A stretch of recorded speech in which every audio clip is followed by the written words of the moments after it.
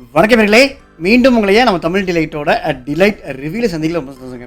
இந்த வாரம் சும்மா அற்புதமான படங்கள்லாம் ரிலீஸ் ஆகிட்டு வருது. Tamil, Telugu, Malayalam, Hindi and even Hollywood சொல்லிட்டு எல்லா லாங்குவேஜ்லேயும் வந்து சும்மா பிரித்து மேய்ஞ்சிருக்காங்க. ஏன்னா ஒரு சில வாரத்தெல்லாம் பார்த்தீங்கன்னா ஏதோ ஒரு படம் தான் நல்லாயிருக்கும். ஸோ அது வந்து நல்லா கல்ல கட்டும். பட் இந்த வாரம் பார்த்தீங்கன்னா தமிழ்லேயும் சரி நூறு சாமி சூப்பராக இருக்குது.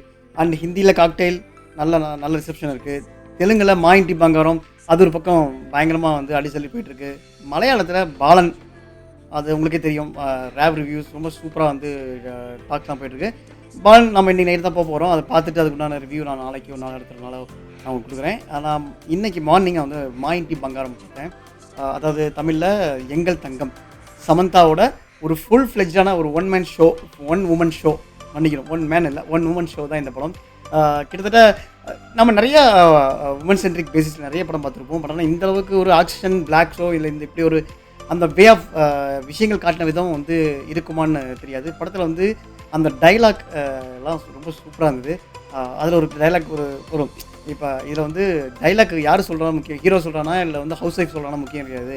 அதை நம்ம எந்த விதத்தில் சொல்கிறாங்கிறது தான், டெலிவரி பண்ணுறாங்க தான் முக்கியம் அப்படின்னு சொல்லிட்டு சமந்தா ஒரு பேர் பேசுவாங்க. ஸோ இது மாதிரி படத்தில் நிறைய இடத்துல வந்து அந்த பஞ்ச் விஷயங்கள்லாம் வந்து, அதாவது எனக்கு தெரிஞ்சு இந்த கதை அமைப்பு வந்து ஒரு ஒரு மெயின் ஒரு லீட் ஹீரோக்காக எடுத்து எழுதியிருப்பாங்க. அது அப்படியே சமந்தா ஏன்னா இந்த படத்தோட director screen play written and screen play பார்த்தீங்கன்னா ராஜ் நிரமோடு யாருன்னா நம்ம ஃபேமிலி மேன் அண்ட் ஃபர்ஸ்டியோட famous writer and director Raj and DK. அதாவது இப்போது சமந்தாவின் தற்போதைய கணவர் அவர் தான் வந்து இந்த படத்தை வந்து ரிட்டன் அண்டு டைரக்ஷன் நான் மணிக்கும் ரிட்டன் அண்ட் ஸ்க்ரீன் பிளே பண்ணியிருக்காரு.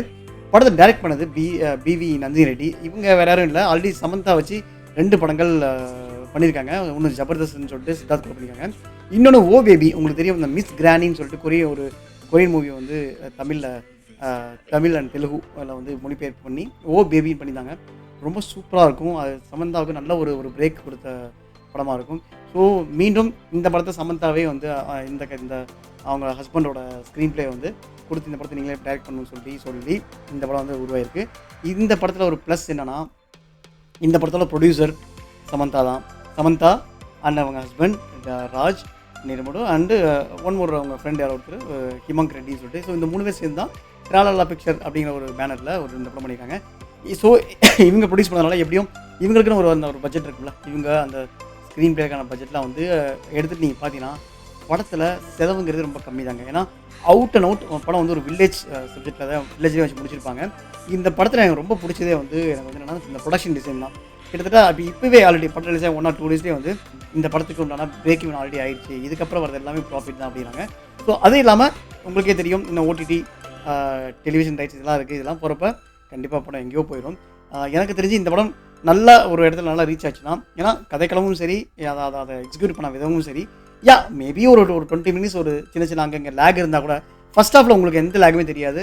ஃபர்ஸ்ட் ஹாஃபில் மேபி ஒரு 5 to 10 மினிட்ஸ் இருக்கும். ஆனால் செகண்ட் ஹாஃபில் நான் ஒத்துக்கிறேன் ஒரு 20 மினிட்ஸ் ஒரு லேக் இருக்குது. அப்படியே கொஞ்சம் ஸ்லோவாக இருக்கும். பட் ஆனால் அது வந்து அந்த கதை செட்டில் பண்ணுறதுக்கு, கதையை டெவலப் பண்ணுறதுக்கு, அந்த கதையோட டிமாண்டுக்கு அது தேவைப்படுது அந்த விஷயங்கள்லாம். ஸோ அதை நீங்கள் எடுத்து பார்த்தா படம் ஒன்றுமே உங்களுக்கு புரியாது. ஸோ அதனால் கூட நீங்கள் வந்து வச்சுக்கலாம். பட் ஸ்டில் அப்படி நம்ம உப்பு சொன்னால் கூட ஒரு 20 மினிட்ஸ் லேக் இருக்குது உண்மை தான் செகண்ட் ஹாஃபில். ஆனால் லாஸ்ட் 30 மினிட்ஸ் இது வரைக்கும் நீங்கள் பார்க்காத சமந்தாவோட ரூபங்களை நீங்கள் இந்த படத்தில் பார்க்கலாம். அவ்வளோ ஒரு ஆக்ஷன் ஃபுல் ஃப்ளெஜ்டாக ஒரு ஆக்ஷனில் இறங்கியிருப்பாங்க. அவங்களே ஒரு பேட்டி சொல்லியிருப்பாங்க. என்னன்னா எனக்கு இந்த படத்தில் நடிக்கிறது வந்து ஆக்சுவலி இந்த படத்தில் வந்து சாய் பல்லவி நடிக்க வேண்டியது, அவங்க வந்து ஏதோ ஒரு சில காரணங்களால் கால் ஷீட் இஷ்யூனால இந்த படம் அவங்களால பண்ண முடியல. தென் இந்த படம் எனக்கு வந்தப்போ இதை நான் நடிக்க ஆரம்பித்தப்போ எனக்கு வந்து ஆல்ரெடி நான் வந்து அந்த ஃபேமிலி மேன் இதிலலாம் வந்து எனக்கு நான் பண்ண தற்காப்பு கலையாக இருக்கட்டும், இல்லை அந்த சண்டை வடிவமைப்புக்கு நான் எடுத்துக்கிட்ட பயிற்சியாக இருக்கட்டும், அந்த பயிற்சிகள் எனக்கு இந்த படத்தில் ரொம்ப யூஸ்ஃபுல்லாக இருந்தது, ரொம்ப ஈஸியாக இருந்தது. ஏன்னா எனக்கு வந்து ஸ்டென் கொரியோகிராஃபிலாம் பண்ணுறப்ப ரொம்ப எனக்கு ஈஸியாக இருந்தது அப்படின்னாங்க. அதை நீங்கள் படத்தில் பார்க்குறப்ப உங்களுக்கே புரியும் நினைக்கிறேன். ஏன்னா அவங்களோட அந்த வே ஆஃப் ஆக்டிங், அந்த வே ஆஃப் ஃபைட்டிங், இந்த ஃபைட்டிங் சீக்வன்ஸ்லாம் பார்த்தீங்கன்னா நார்மலாக எப்படி ஒரு லீட் மேல் ஆக்டர் பண்ணுறாரோ அதை விட அதுக்கு ஈக்குவலாக அதுக்கு மேலேயே நல்லா கனகசியமாக பண்ணியிருந்தாங்க. அந்த ஒரு நீங்கள் படம் பாருங்களேன், படம் உங்களுக்கு புரியும். ஸோ இந்த படத்தில் கதைக்களம் வந்து அப்பா ஒரு ஆச்சாரமான குடும்பம், அந்த குடும்பத்தில் வந்து ஒருத்தர் இருக்கார். மீன்ஸ் ஒரு ஆச்சாரமான குடும்பம், அந்த குடும்பத்தில் ஒரு பையன் மட்டும் வீட்டுக்கு சம்மந்தம் இல்லாமல் ஒரு பொண்ணை வந்து கல்யாணம் பண்ணிட்டு வீட்டு விட்டு வெளியே போயிடுறாரு. ஸோ அந்த வீட்டில் இன்னொரு கல்யாணம் நடக்கிறப்ப அந்த கல்யாணத்துக்காக வீட்டுக்கு வராரு. ஸோ பட் ஆனால் வந்து வீட்டில் யாருக்கும் பிடிக்கல. ஸோ எனக்காக தான், அதாவது என்னோடய ஹஸ்பண்ட் வந்து எனக்காக தான் வந்து வீட்டுக்கு வெளியே வந்தார். ஸோ அவரை எப்படியாவது இந்த வீட்டில் நம்ம வந்து ஐக்கியப்படுத்தணும், எல்லோரும் திருப்பி எல்லாம் ஒன்று சேர்ந்து ஒரே ஃபேமிலியாக இருக்கணும் அப்படின்னு சொல்லி அவங்க வந்து ஒரு சில காமிக் விஷயங்கள்லாம் பண்ணுறாங்க. இதுக்கு நடுவில் அவங்களுக்கு ஒரு ஒரு ஒரு ஆக்சுவலாக ஒரு ஒரு ஒரு பாஸ்ட் இருக்கும்.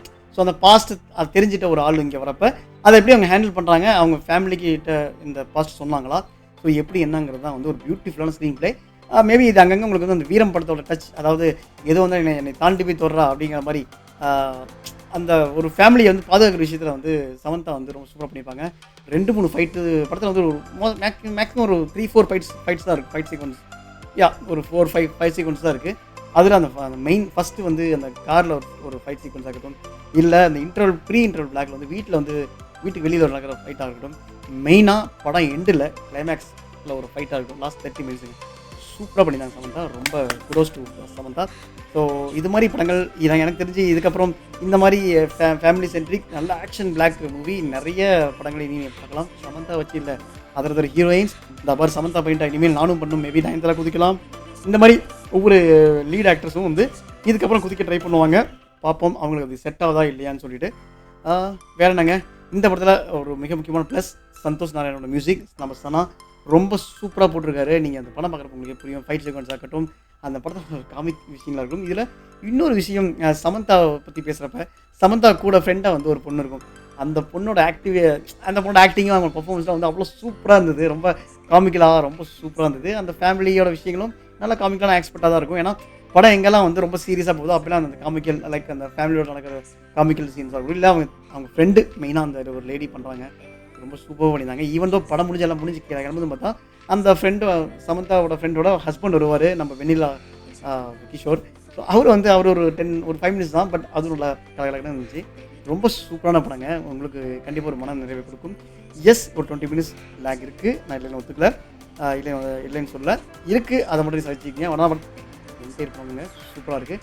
கண்டிப்பாக இதை நீங்கள் வந்து ஃபேமிலியோட பார்க்கலாம். எந்த ஒரு அடல்ட் சென்ட்ரிக்கோ எதுவுமே இல்லை. நீங்கள் தைரியமாக உங்கள் ஃபேமிலி கூட்டி போகலாம். கண்டிப்பாக இது வந்து நான் ரசிக்கிற மாதிரியே இந்த படம் எடுத்திருக்காங்க. மீண்டும் அடுத்து ஒரு நல்ல படத்தோட அன்டில் தென் வணக்கம்.